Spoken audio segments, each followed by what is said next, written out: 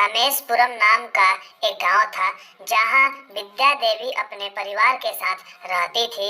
उनकी परिवार में दो बेटियां थी। वह अपने अपने ससुराल से झगड़ा करके आई थी। तुम लोगों को शर्म और कोई लाज है जो तुम लोग इतना दिन से ठहरी हुई हो और शुरू हो गई। वहां पर जाएंगे क्यों? वहां पर सब लोग हमसे काम करवाते हैं। ससुराल जाकर यही करना रहता है ताकि सुख और शांति रहे। चलो यार, ये तो फिर शुरू हो गई। हमें अब बाहर चलना चाहिए। जैसे ही दोनों बेटियां बाहर गई वैसे ही गांव के सरपंच आ गए। क्या बातें हो रही हैं माँ बेटियों में? यहाँ पर रोज रोज का झगड़ा। जब मैं ससुराल में थी ऐसा ही हो रहा था और ये भी वैसे ही कर रही हैं। मम्मी को कह देना कि मैं और जमींदार मिलकर सभी गांव वाले को दावत दे रहे हैं। अरे वाह, किस खुशी में? हम सारे गांव वाले को दावत हम अपने नए व्यापार के खुशी में दे रहे हैं।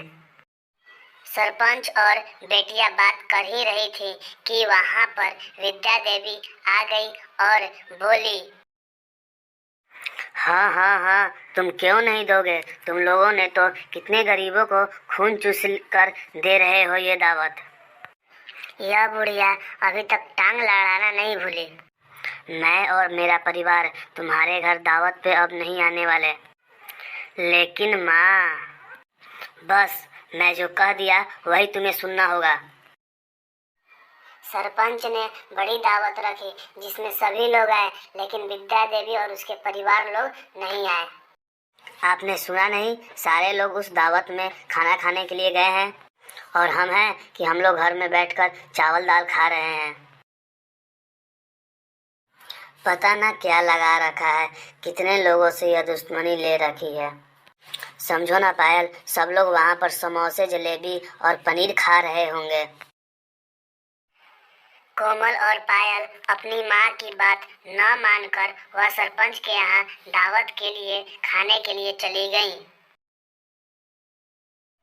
अगले दिन जैसे ही विद्या देवी बाजार के लिए गई तो वहाँ देखा कि सरपंच और जमींदार आपस में बात कर रहे थे। हम बोले थे ना, अगर हम गांव में दावत करवा दें तो हमारा काम बन जाएगा। अब तो सारे गांव वाले गहरे नींद में सो गए होंगे। लेकिन तुम भूल रहे हो, बुढ़िया और उसके परिवार वाले खाना नहीं खाए हैं। तुम उसका चिंता मत करो, उसका भी इलाज मेरे पास है। जरूर कुछ ना कुछ गड़बड़ है, मैं तुरंत जाकर पता लगाऊंगी। इतना कहकर सरपंच अपने घर चला जाता है और विद्या देवी भी उसके पीछे पीछे जाने लगती है। जैसे ही विद्या देवी उसके घर पहुंची तो उसके घर में किचन में देखकर हैरान हो गई। अरे, ये तो एक आत्मा है।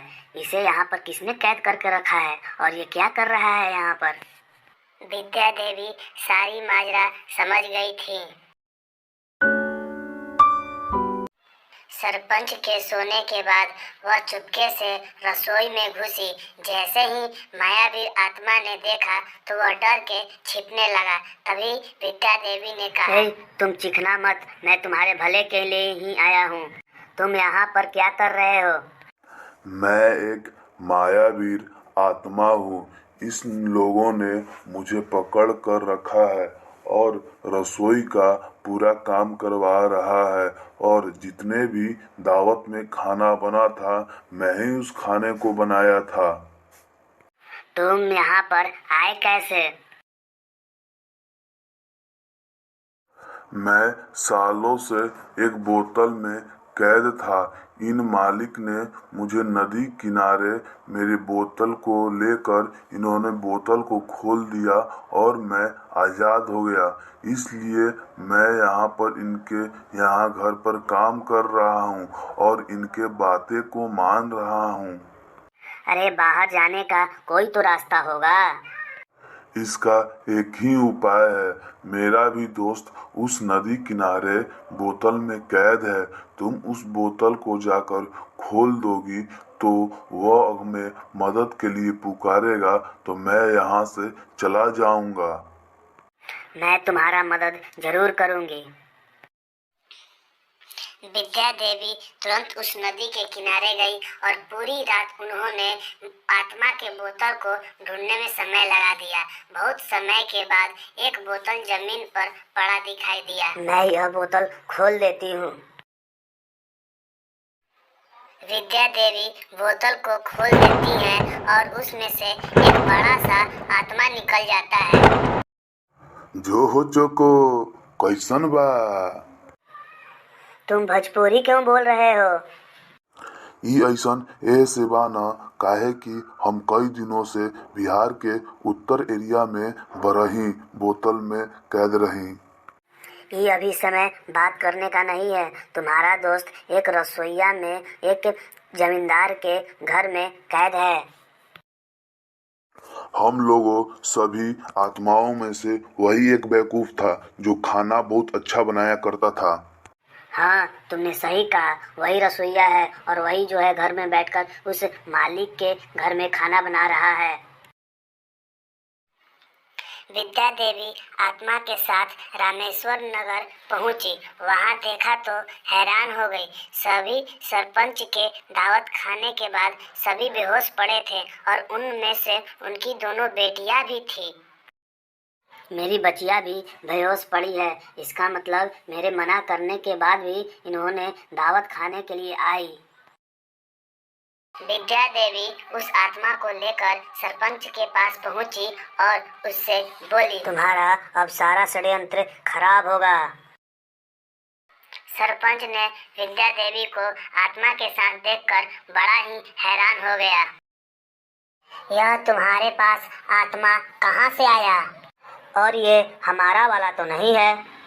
अब तुम्हारी खैर नहीं, मेरा जिन तुम्हें चकनाचूर कर देगा हमारे आदेश देने के बाद। क्या हम अपने जादूगर आत्मा को सिर्फ रसोई के लिए रखा है? जादूगर आत्मा, हुक्म सुनो हमारा। जो हमारे आका, मैं आपके लिए क्या सहायता करूं? तुम इस औरत को और इस आत्मा को तुरंत यहाँ से भगा दो। ओ हमारे जादूगर आत्मा, इस जादूगर आत्मा का बोतल ले आकर मुझे दे दो। वह बिजली की रफ्तार से बोतल लाकर दे दिया। यह तुम बोतल का तुम क्या करोगी? सरपंच उसके पास बोतल छीनने के लिए आने लगा। सरपंच और विद्या देवी बोतल को छीना-झपटी करने लगे और आत्मा की बोतल नीचे गिर गया और पूरी पानी उसमें से निकल गया। नहीं, ये तुमने क्या कर दिया? अब मैं क्या करूँगा? सुनते हो जिन, इस बोतल को दोबारा ठीक कर दो। सॉरी, मैं अब कुछ नहीं कर सकता। मैं अब तुम्हारा गुलाम नहीं हूँ। मेरी बोतल गिरकर उसमें से पानी पूरी तरह से गिर गई। अब मैं उन औरत की गुलाम हूँ। अभी इसे सबक सिखाना बाकी है। ओ हमारे दोनों आत्मा, इसको उस जगह भेज दो जहाँ ये जिंदगी भर खाना बनाते ही रहे। जो हमारे हुक्म आका।